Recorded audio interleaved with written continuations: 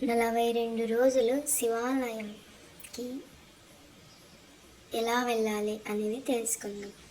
మీ కోరిక ఏదైనా సరే 42 రోజులు పాటించండి. ఇలా తర్వాత మీరే చూస్తారు ఆ ఫలితాన్ని. ఫస్ట్ స్నానం చేసి విభూతి ధారణ చేసి మీ ఇంట్లో ఉన్న దేవతలకి ఫస్ట్ నమస్కారం చేసి శివాలయంకి బయలుదేరేటప్పుడు ఎవరికి చెప్పకూడదు అన్నమాట. అది ఫస్ట్. మళ్ళీ రెండవది వచ్చేసి ప్రతిరోజు ప్రదోషకాలం అనగా సూర్యాస్తమయానికి అటు ఇటుగా శివాలయానికి వెళ్ళండి. 42 రోజులు ఇలానే చేయాలి.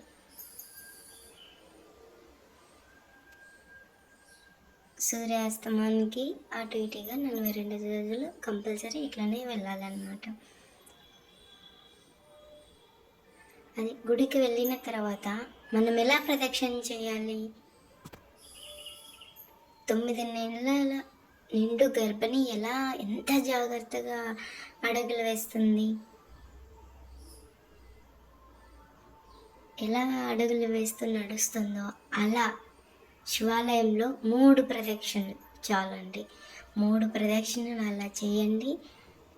నమస్కరించండి, శివునికి మనస్ఫూర్తిగా నమస్కరించండి. మళ్ళీ నెక్స్ట్ వచ్చేసి ప్రదక్షిణ తర్వాత శివలింగానికి నమస్కారం చేసుకుంటాం కదా. మీరు అక్కడ శివుణ్ణి చూసి తృప్తి పడేంత వరకు అక్కడ ఆయన్ని చూడండి. అప్పుడు మీరు ఆయన్ని చూసేటప్పుడు ఎలాంటి కోరికలు మీ మైండ్లో ఉండకూడదు, ఆలోచన రాకూడదు. ఒక 5-10 నిమిషాలు ఆ శివాలయంలోని ఒక చోట కూర్చొని జపం చేయండి. చాలా మంచిది కదా.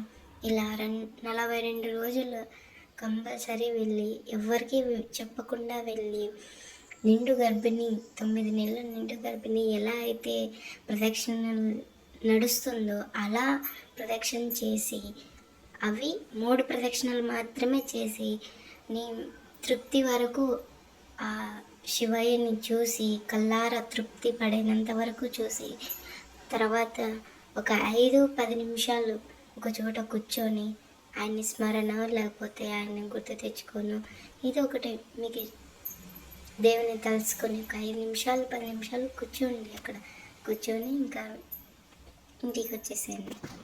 ఓం నమః శివాయ. తప్పకుండా చేయండి, అందరికీ మంచి జరుగుతుంది. నమ్మకంతో చేయండి ఫస్ట్.